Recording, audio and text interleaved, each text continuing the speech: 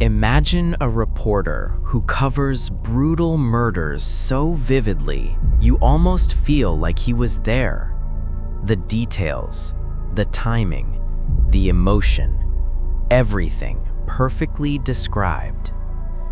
Now imagine realizing he was there, because the man writing the story was also the one creating it.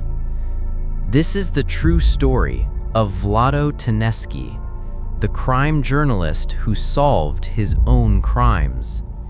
Stay with me, because by the end, you'll question every trusted face you've ever seen on the evening news. Before we start, hit subscribe or follow, because what you're about to hear shouldn't be true. It's a story that will make you question who you can trust and what really hides behind the faces we see every day. Kichevo, Macedonia, a quiet town where everyone knew everyone, and everyone trusted Vlado Taneski. He'd been reporting for 20 years, soft-spoken, reliable, always first on the scene. When a woman turned up murdered, he wrote the headline before the police even held a press conference. At first, it was admiration. Vlado's dedicated, people said. He's helping the investigation. No one questioned how he always knew more than anyone else. Then came another body, and another. Each victim, an older woman, a cleaner by trade. Just like Vlado's late mother. Investigators whispered about a serial killer, but Vlado's articles were always one step ahead. He wrote about the type of cord used, the plastic wrap, the exact time the victims were last seen. Details the police had never released. Colleagues thought he had inside sources.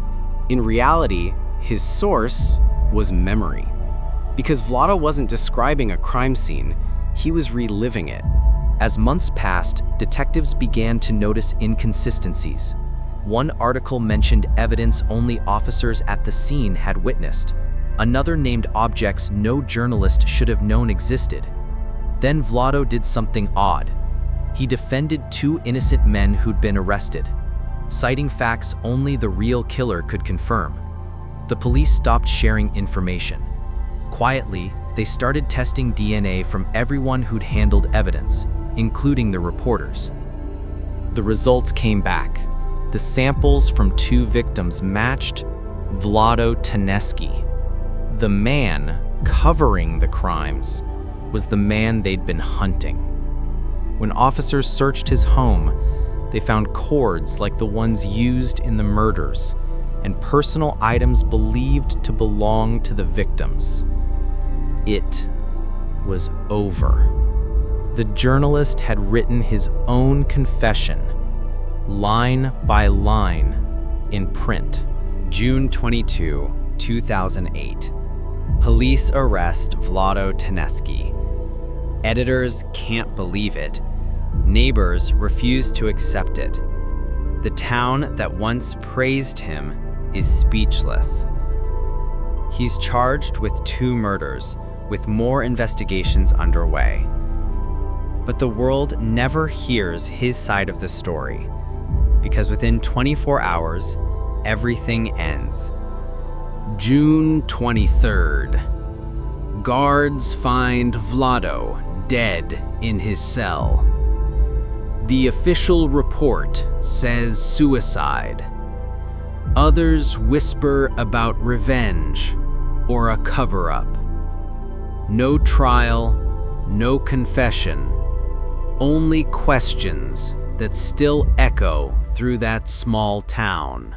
The people of Kichevo felt betrayed. He'd interviewed grieving families, stood beside detectives, and cried at funerals, all while hiding the truth. Police faced outrage for missing what was right in front of them. Editors retracted every article he'd written. His name became shorthand for deception. Some believe there were more victims. Others think his crime stopped because his story was complete. If you've ever trusted someone completely and been wrong, share your story in the comments. Your words might help someone else see the warning signs. Psychologists later traced his rage back to his childhood, a lifetime under a controlling mother he both loved and despised. Each victim reflected her image, older, hard-working women who cleaned for a living. For Vlado, the killings weren't just violence, they were control. And by writing about them, he kept that control alive. He wasn't just the killer, he was the narrator of his own darkness. This isn't just a story about one man's evil. It's a warning. Evil doesn't always hide in the shadows. Sometimes it smiles behind a notebook, asking polite questions, earning your trust.